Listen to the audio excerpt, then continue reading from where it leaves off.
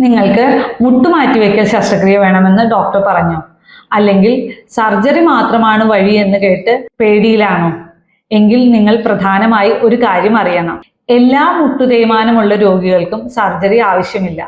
വാസ്തവത്തിൽ മിക്ക ആളുകളും മുട്ടുതേയ്മാനമുണ്ടെങ്കിലും സാധാരണ ജീവിതം നയിക്കുന്നുണ്ട്. അതെങ്ങനെയെന്ന് പറഞ്ഞു തരാം.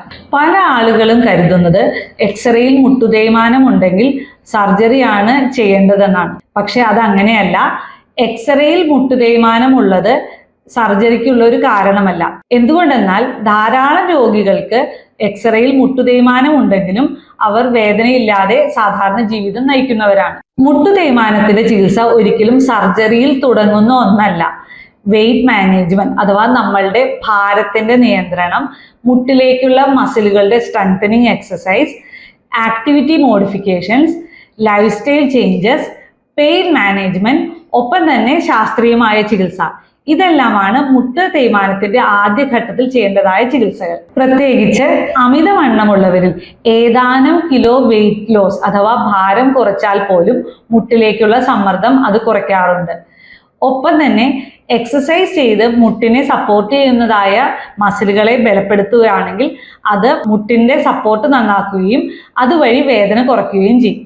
ഈ രണ്ട് രീതിയിലാണെങ്കിലും മുട്ടിന്റെ പ്രവർത്തനക്ഷമത വർദ്ധിക്കുകയും വേദന കുറയുകയും ചെയ്യാറുണ്ട്. യഥാർത്ഥത്തിൽ നീ റീപ്ലേസ്മെന്റ് ചെയ്യുന്നത് വളരെ ചുരുക്കം രോഗികളിലാണ്. കടുത്ത മുട്ടുതേയ്മാനവും തേയ്മാനത്തിന്റെ വേദനയാൽ ദൈനംദിന പ്രവർത്തനങ്ങൾ ബുദ്ധിമുട്ടാവുന്നവരിലും ഒപ്പം തന്നെ പ്രവർത്തന പരിമിതി ഉള്ളവരിലുമാണ് നീ റീപ്ലേസ്മെന്റ് സജസ്റ്റ് ചെയ്യാറുള്ളത്.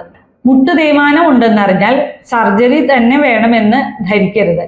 വെയിറ്റ് കൺട്രോളും ലൈഫ് സ്റ്റൈൽ മോഡിഫിക്കേഷൻസും സ്ട്രെങ്തനിങ് എക്സസൈസും വഴി നല്ലൊരു ശതമാനം ആൾക്കാരിൽ ഈ വേദനയെ അല്ലെങ്കിൽ തേയ്മാനത്തെ റിവേഴ്സ് ചെയ്യാൻ സാധിക്കാറുണ്ട്. നിങ്ങളുടെ വീട്ടിലെ ആർക്കെങ്കിലും നീ റീപ്ലേസ്മെന്റ് സജസ്റ്റ് ചെയ്തിട്ടുണ്ടോ? കമന്റിൽ എഴുതൂ. ഒപ്പം മുട്ടുവേദന കൊണ്ട് കഷ്ടപ്പെടുന്നവർക്ക് ഈ വീഡിയോ ഷെയർ ചെയ്ത് കൊടുക്കൂ. ഇനിയുള്ള മുട്ടുവേദന സംബന്ധമായ വിവരങ്ങൾക്കായി അക്കൗണ്ട് ഫോളോ ചെയ്യൂ.